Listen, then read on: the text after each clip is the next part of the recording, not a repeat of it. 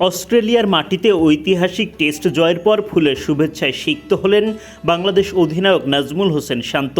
ডারউইনে অস্ট্রেলিয়ার বিপক্ষে 9 উইকেটের জয় তুলে নিয়ে ইতিহাস গড়েছে বাংলাদেশ দল।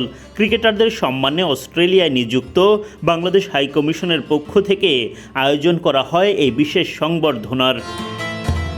এর আগে অস্ট্রেলিয়ার বিপক্ষে বাংলাদেশের ঐতিহাসিক টেস্ট জয়ের দিন মাঠে উপস্থিত ছিলেন অস্ট্রেলিয়ায় নিযুক্ত বাংলাদেশের হাইকমিশনার FM বোরহানউদ্দিন। ম্যাচ শেষে বাংলাদেশ দলের খেলোয়াড়দের সঙ্গে আনুষ্ঠানিকভাবে শুভেচ্ছা বিনিময় করেন তিনি। পরে হাইকমিশনের পক্ষ থেকে জানানো হয়, ঐতিহাসিক এই সাফল্যের পর ক্রিকেটারদের সম্মানে সংবর্ধনার আয়োজন করা হবে। সেই আয়োজনেই একসঙ্গে যোগ দেন বাংলাদেশ দলের ক্রিকেটাররা। ফুল দিয়ে স্বাগত জানানো হয় অধিনায়ক শান্তকে। ক্রিকেটারদের উপস্থিতিতে পুরো আয়োজন হয়ে ওঠে প্রাণবন্ত। সংবর্ধনা অনুষ্ঠানে নিজেদের ঐতিহাসিক জয় নিয়ে গল্প, আড্ডা ও হাসি আনন্দে মেতে ওঠেন সবাই। সময়টা দারুণ উপভোগ করেন তারা। 23 বছর পর অস্ট্রেলিয়ায় টেস্ট খেলতে গিয়ে এমন অসাধারণ সাফল্য অর্জন করেছে বাংলাদেশ।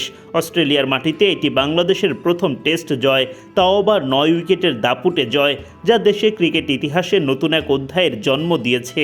স্বাভাবিকভাবেই এমন কৃতিত্বের পর ক্রিকেটারদের জন্য বিশেষ এই সম্মান প্রাপ্যই ছিল। বাংলাদেশ হাইকমিশনার FM বোরহানউদ্দিন ম্যাচটি মাঠে বসে দেখেছেন এবং এই অসাধারণ অর্জনের জন্য বাংলাদেশ দলকে আন্তরিক অভিনন্দনও জানান তিনি।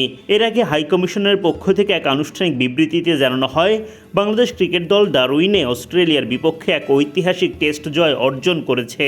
অস্ট্রেলিয়ার মাটিতে এটি বাংলাদেশের প্রথম টেস্ট জয়। 23 বছর পর টেস্ট ক্রিকেট খেলতে অস্ট্রেলিয়ায় ফিরে বাংলাদেশ দারুণ দাপটের সঙ্গে 9 উইকেটের জয় তুলে নিয়েছে, যা দেশের ক্রিকেট ইতিহাসের অন্যতম সেরা অর্জন হিসেবে চিহ্নিত হয়ে থাকবে। ক্রিকেটারদের এমন সম্মান দেওয়ায় অস্ট্রেলিয়ায় নিযুক্ত বাংলাদেশ হাইকমিশনার এবং বাংলাদেশ দূতাবাসের প্রতি ধন্যবাদ জানানো হয় বাংলাদেশ দলের পক্ষ থেকেও। দেশের ক্রিকেটাররা বিদেশের মাটিতে ইতিহাস গড়ার পর তাদের পাশে দাঁড়িয়ে এভাবে সম্মান জানানোয় আরও উৎসাহিত হবে পুরো দল।